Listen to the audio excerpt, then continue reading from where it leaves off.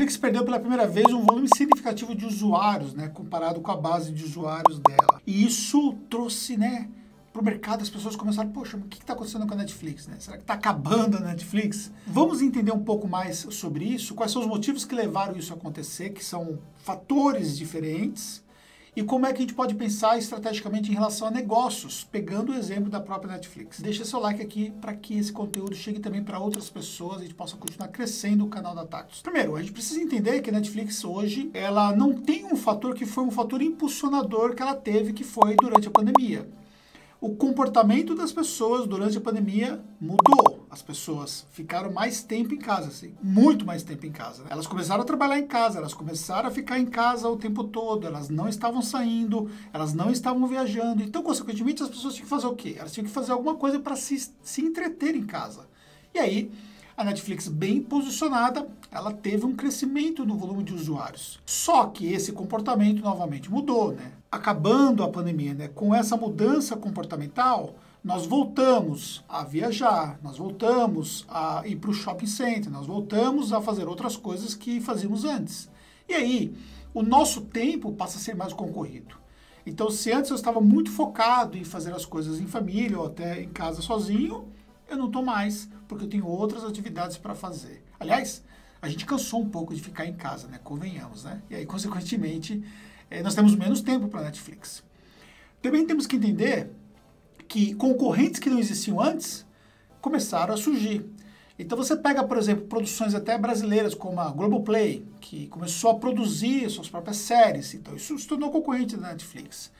Outras empresas, como a Disney Plus, também a Amazon Prime, foram mais agressivos sobre o ponto de vista, inclusive, de preço. Porque, olha só, se você tem um mercado que está diretamente dominado por um concorrente, né, para você poder conseguir pegar uma fatia desse mercado, você precisa, primeiro, ser competitivo. E uma das formas de você ser competitivo é justamente a questão do próprio preço. Em alguns lugares, por exemplo, a assinatura da Netflix aumentou. E isso também impactou na perda de usuários.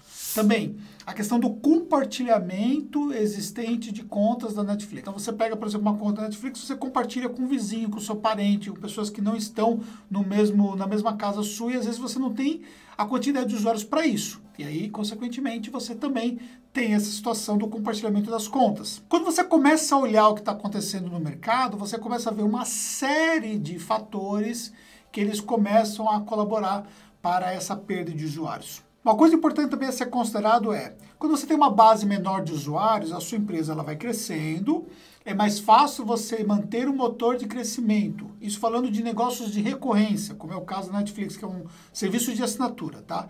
E aí você tem uma base maior de usuários, você vai ter um churn, que é a saída dessa base, que vai acontecer naturalmente. Pessoas que vão churnar da sua base porque não querem mais ser assinantes, porque não querem pagar mais, porque não podem pagar, porque tem outros inputs de coisas a fazer, porque deixaram de se interessar por isso e tudo mais. E aí elas vão saindo da base. Só que quanto maior é a base, maior é o volume de empresas, ou de pessoas, no caso, que estão saindo da base. Então, por exemplo, se você tem um churn de 1%, ou seja, você perde 1% da sua base todos os meses, e você tem 100 mil usuários, você está perdendo quanto? Você está perdendo 10 mil usuários. É 10 mil, tá certo? É 100 mil, 1.000 usuários, desculpa. Está perdendo 1.000 usuários. Só que se você tem 500 mil usuários, você está perdendo 5 mil usuários. Se você está trazendo 3 mil usuários para sua base, você está perdendo mais usuários, 2 mil usuários a mais do que você está ganhando, em média, né? Uma conta básica só para você poder entender como é que funciona isso na prática. E aí, o que você precisa pensar? Quanto maior é o seu negócio, se você trabalha com um negócio de recorrência, onde você precisa continuar a dar vazão para o crescimento, você precisa ter um investimento maior.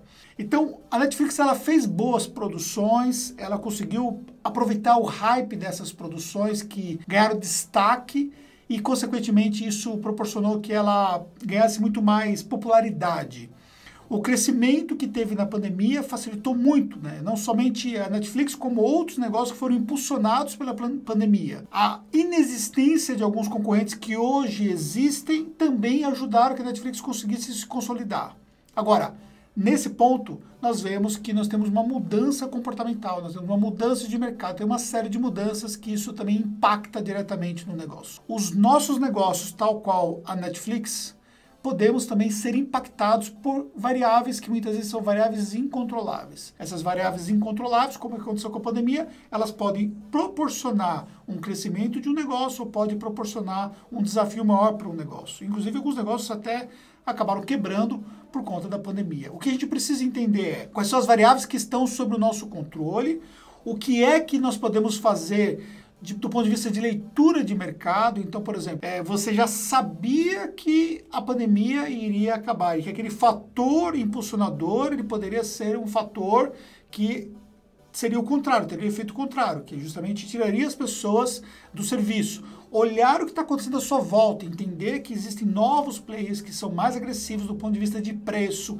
entender claramente quais são as ofertas desses concorrentes, criar um processo de inovação dentro da sua própria plataforma, dentro do seu próprio serviço, no caso, como nós estamos exemplificando aqui, criar um processo de inovação, fortalecer a questão da marca, trazer nomes que realmente possam ajudar nessa marca, como, por exemplo, a construção de uma estratégia de influenciadores, como a própria Netflix ela começou a abrir, né, para trazer pessoas do mercado, para poder fazerem produções próprias dentro da própria plataforma. Então, esses fatores de você reinventar o seu negócio a todo momento é um fator desafiador, mas é um fator que faz parte do jogo para que você possa continuar crescendo. Entender claramente que é muito mais fácil você ter um motor de crescimento acentuado quando o seu negócio ainda está numa fase inicial e começa a ganhar uma linha de tração.